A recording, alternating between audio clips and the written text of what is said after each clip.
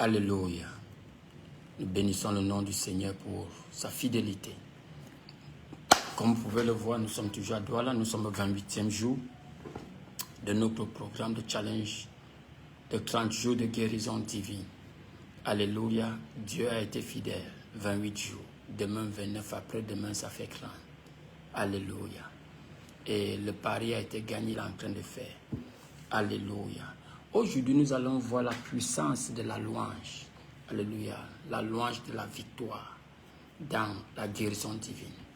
Peut-être que tu fais face à une situation où tu as tout essayé, comme certaines personnes vont le dire. Tu as essayé l'hôpital, tu as essayé ceci, tu as essayé cela, et tu sembles ne pas avoir vu les résultats que tu désires.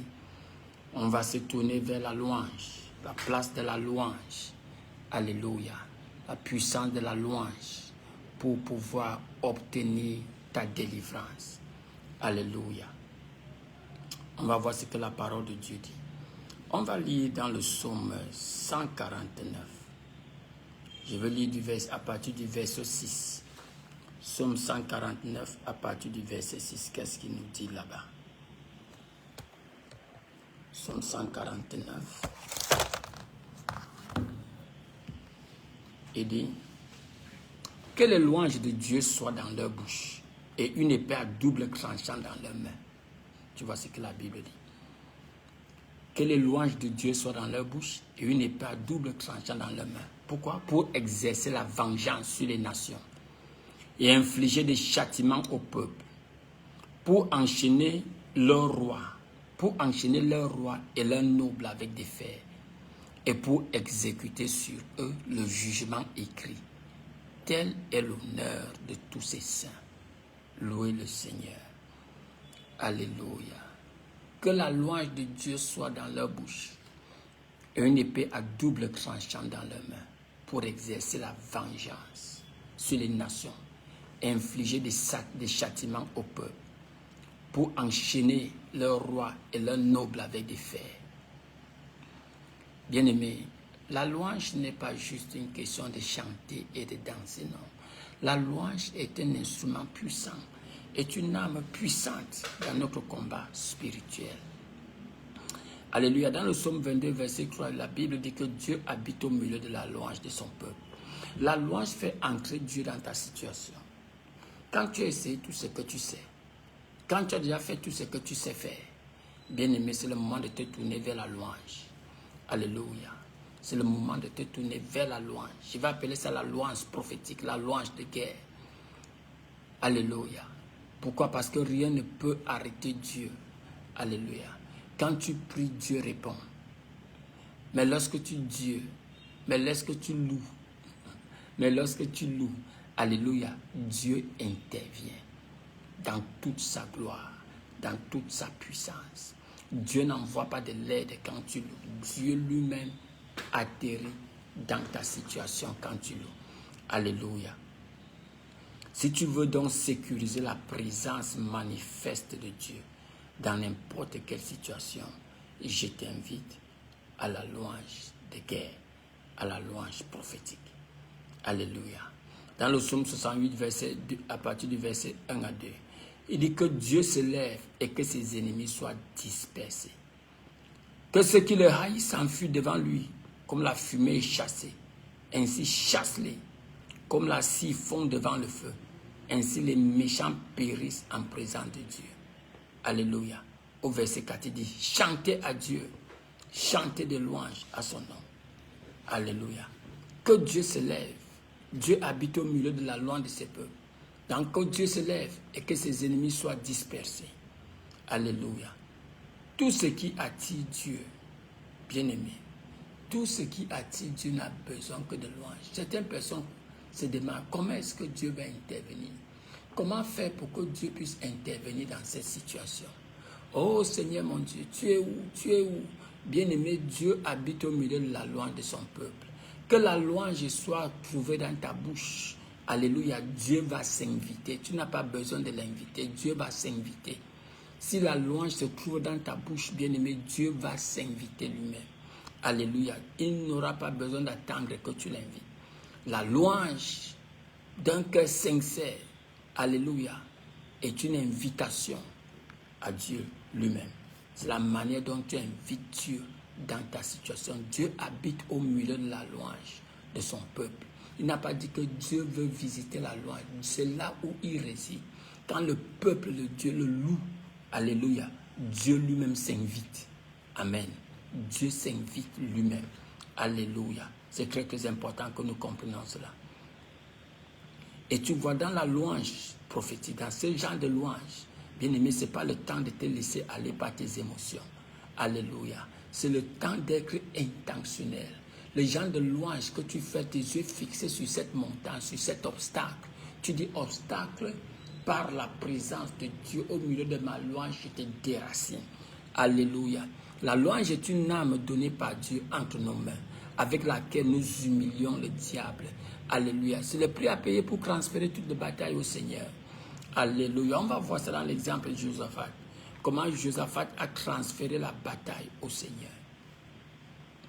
L'une des raisons pour lesquelles souvent nous sommes confus, ou bien nous semblons débordés au milieu de nos défis, bien aimés, la plupart du temps, c'est parce que nous ne savons pas comment transférer les batailles au Seigneur. Alléluia. Je vais nous prendre un exemple. Dans le cas de Josaphat. Regardons dans 2 Chroniques, chapitre 20.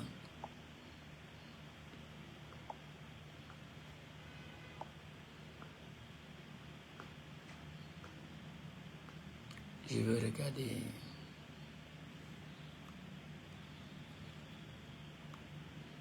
Oh, béni soit le nom de l'Éternel. Ici, on a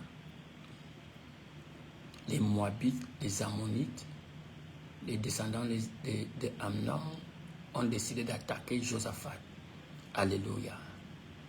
On lui a dit qu'une vaste armée, au-delà de la mer, s'était levée contre lui. Alléluia. La Bible nous fait comprendre que Josaphat a paniqué. Il a eu peur. Il a eu peur. Alléluia. Et il a demandé un rassemblement solennel. Il a demandé que tout le peuple se rassemble pour chercher la face de Dieu. Il y a des moments comme ça, bien-aimé, dans ta vie, la peur te submerge. Tu sembles débordé par la peur. Il arriva après ces choses que les fils de Moab, les fils d'Amnon et une partie des Moanites vinrent contre Josaphat pour faire la guerre. 3 peuples, 3 pays qui se sont alliés ensemble pour détruire Josaphat et son armée. On est venu dire à Josaphat en disant, il vient de tuer une grande multitude de l'autre côté de la mer. La Bible dit au verset 3, Josaphat craignit et tourna sa face pour rechercher l'Éternel. Certains d'entre nous, quand la crainte nous envahit, nous faisons tout sauf nous tourner vers Dieu, vers qui nous vient notre force. Non, Josaphat n'a pas fait cette erreur. Alléluia. Dans sa crainte, dans sa panique, alléluia, il a tourné sa face vers l'aide. Alléluia. Quand la crainte envahit ton cœur, bien-aimé, quand tu te sens submergé, c'est le moment de se tourner vers le Seigneur. On a vu ça dans la vie de Jésus. Qu'est-ce que Jésus a gardé à Gethsemane? Bien-aimé, c'est l'angoisse, c'est la peur. Alléluia. Il a dit qu'il se sentait attristé, il se sentait angoissé. Il a pris 3 meilleurs intercesseurs pour aller prier avec lui, pour aller veiller avec lui. Malheureusement, il arrive au-dessus de la montagne. Le sommet les a engloutis parce que ce n'était pas leur bataille. Alléluia. La Bible dit que Josaphat craignit et tourna sa face pour rechercher l'Éternel. Il proclama un jeûne par tout Juda. Donc tu vois ici, Josaphat a décidé de proclamer un jeûne dans tout le pays. Et Juda s'assembla pour chercher le secours de la part de l'Éternel. Et on vint ainsi de toutes les villes de Juda pour rechercher l'Éternel. Alléluia. Et Josaphat se mit debout dans la congrégation de Juda et de Jérusalem, dans la présence de l'Éternel, devant le nouveau parvis. Et il dit, Éternel Dieu de nos pères, n'es-tu pas le Dieu qui est dans les cieux? N'est-ce pas toi qui domines sur tous les royaumes des nations? En ta main est la puissance et la force. Nul ne peut te résister. N'est-ce pas toi, notre Dieu, qui a dépossédé les habitants de ce pays devant ton peuple Israël et qui l'a donné à toujours à la semence d'Abraham, ton ami? Ils y sont habités, ils t'y ont bâti un sanctuaire pour ton nom, disant, s'il nous arrive du mal, ainsi de suite. Regarde ce qu'il dit, verset 10. Et maintenant, voici les fils d'Ammon et de Moab, et ceux de la tribu de Mont-Séir, chez lesquels tu ne nous as permis avant, pour lesquels tu ne permis pas à Israël d'entrer lorsqu'il venait du pays d'Égypte, car ils se détournaient d'eux et ne les détruisirent pas. Et voici ce qui nous récompense en venant sur nous pour chasser de ton héritage, en venant pour nous chasser de ton héritage que tu nous as fait posséder. Ô notre Dieu, ne les jugeras-tu pas? Car il n'y a point de force en nous devant cette grande multitude qui vient contre nous, et nous ne savons pas ce que nous devons faire, mais nos yeux sont sur toi. Alléluia. Et tout Judas s'étendit devant l'Éternel avec les petits-enfants, les femmes et leurs petits-fils. Et l'Esprit de Dieu vint au milieu d'eux. Et l'Esprit de l'Éternel vint au milieu de la congrégation. Sur Jacaziel, fils de Zachari, fils de Bénin, fils de Jéel, fils de Matania. Regarde ce qui se passe quand la présence de Dieu descend sur eux. Et dit, soyez attentifs, vous, tout Juda, et vous, habitants de Jérusalem, roi Josaphat, ainsi dit l'Éternel, ne craignez point, et ne soyez pas effrayés à cause de cette grande multitude, car cette guerre n'est pas la vôtre, mais celle de Dieu. Wow. Vous voyez comment Josaphat ici a tourné les tables. Comment il a fait, c'est que Dieu prenne le contrôle. Comment il a fait pour que Dieu soit invité dans ceci. Regardez comment il a présenté les problèmes. Il n'a pas présenté ça comme si c'est lui qu'on venait attaquer. Alléluia. Il a présenté ça comme une attaque sur l'Église, une attaque sur le corps du Christ, une attaque sur la propriété de Christ. Et à ce moment, Dieu a pris possession. Certains d'entre nous qui sont malades, nous sommes tellement conscients du fait que nous ne voulons pas mourir. Nous sommes trop conscients du fait qu'on a besoin de guérir. Mais est-ce que tu t'es demandé, alléluia, si tu pouvais servir, est-ce que tu as déjà vu le profit que Dieu pourra en tirer en te sortant de ce pétrin? C'est comme ça que tu invites Dieu dans ta situation. C'est comme ça que tu l'invites dans ta bataille. Alléluia. Thank you, Lord. Béni soit le nom de l'Éternel. Et regarde ce que Josaphat a fait.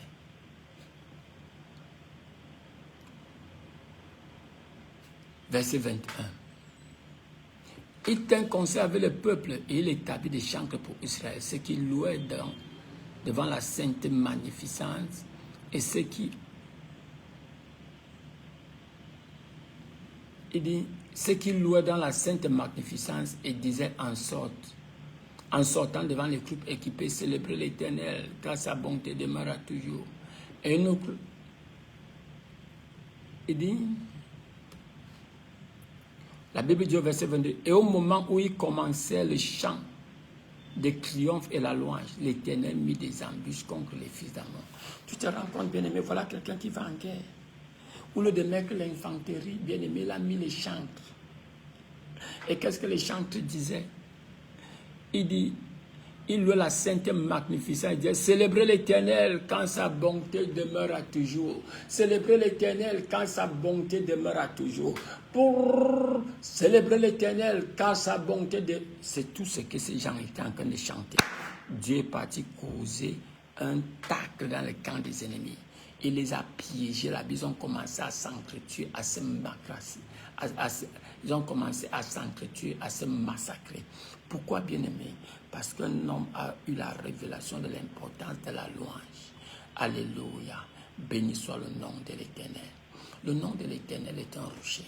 Regardons nos récits sur la puissance de la louange. Dans le livre de Actes chapitre 6, vous connaissez, tu connais très bien l'histoire de Paul. Paul avec Silas, qui sont partis prêcher sur instruction de Dieu. Et ils ont trouvé une opposition qui les a attrapés, les a déchirés le dos et jetés en prison. La Bible dit qu'en prison, Paul, c'est Actes chapitre 16, Paul et Silas ont commencé à prier. Après avoir prié, ils ont commencé à louer le Seigneur. Bien aimé, ils ne louaient vraiment pas le Seigneur pour que Dieu intervienne. Ils louaient le Seigneur parce qu'ils savaient que le Seigneur est bon, que c'est un bon Dieu.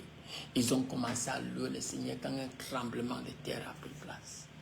Alléluia. Un tremblement localisé rien qu'à la prison. Je prie pour toi au nom puissant de Jésus. Je prie que le Seigneur te donne la révélation de la puissance de la louange. Que le Seigneur illumine les yeux de ton cœur pour montrer la potentialité dans cette genre de louange. Au nom puissant de Jésus. Alléluia. Béni soit. Ils ont commencé à louer Dieu à minuit. La Bible dit que et tout le monde les entendait, toute la prison les entendait. Quand soudainement il y a eu un tremblement de terre, les chaînes se sont cassées. Ils ont été démenottés naturellement par l'ange. Alléluia. Oh bien-aimé, je prie que tu puisses vraiment apprécier ce qu'il y a dans la louange. Alléluia. Voici un autre exemple dans les 2 Josué chapitre 6. Ils s'en vont en guerre. Alors le peuple poussa des cris tandis que les prêtres sonnaient des trompettes. Il arriva que lorsque le peuple entendit le son de la trompette et poussa un grand cri, les murs s'écroulèrent et s'effondrèrent. Alléluia. De sorte que le peuple monta dans la ville, chacun droit devant lui, et il s'emparait de la ville. Voilà comment Jéricho a été prise. Alléluia. Il dit que les prêtres ont sonné la trompette. Le peuple a poussé des cris. Alléluia. Bien aimé, tu ne peux pas louer Dieu sans qu'il y ait du volume. Alléluia. Dieu est un Dieu dont le nom est jaloux. Et c'est un Dieu jaloux. Bien aimé, quand tu loues Dieu, quand tu le magnifies, quand tu l'élèves, bien aimé, Dieu s'invite. Et quand Dieu s'invite, il y aura toujours les dégâts du camp des ennemis. Donc voilà, même pour prendre Jéricho, Josué a fait appel au ministère de la louange. Alléluia. Ceux qui étaient au devant étaient les louangeurs. Je ne sais pas si ce mot existe en français. C'est eux qui conduisaient la louange. Pendant que les archers, l'infanterie étaient derrière le groupe de louange. Bien-aimé, je remercie le Seigneur pour les médicaments. On remercie le Seigneur pour le traitement qui suit. Avant les médicaments, mets la louange prophétique. Mets la louange devant de toi. Au nom puissant de Jésus. Merci Seigneur. Nous te bénissons.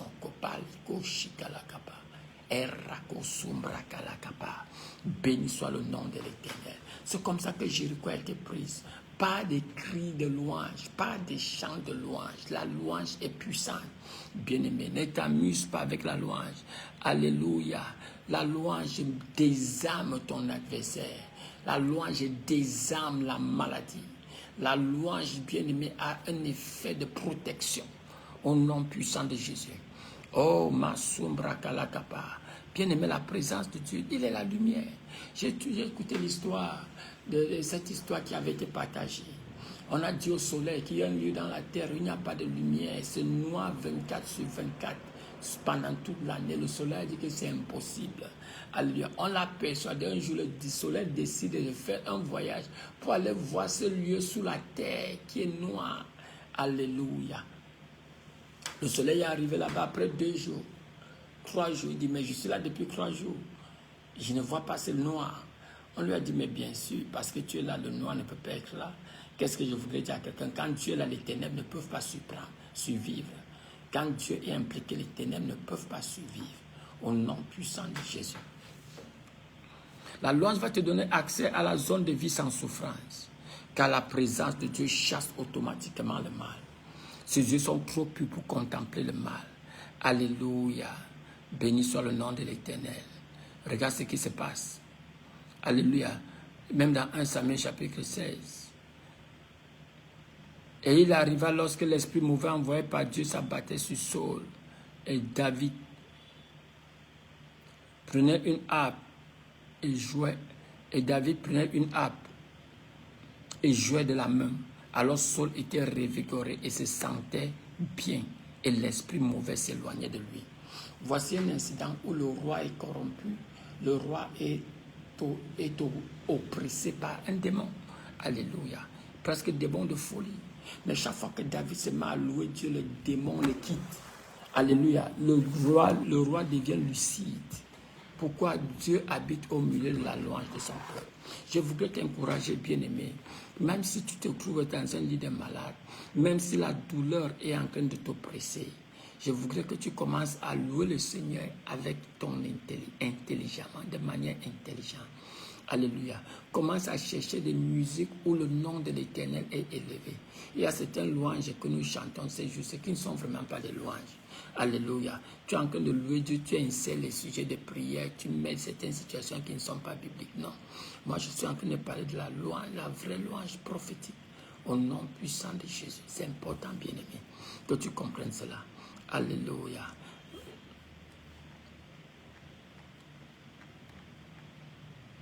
Donc c'est juste ce que je voulais partager avec nous ici.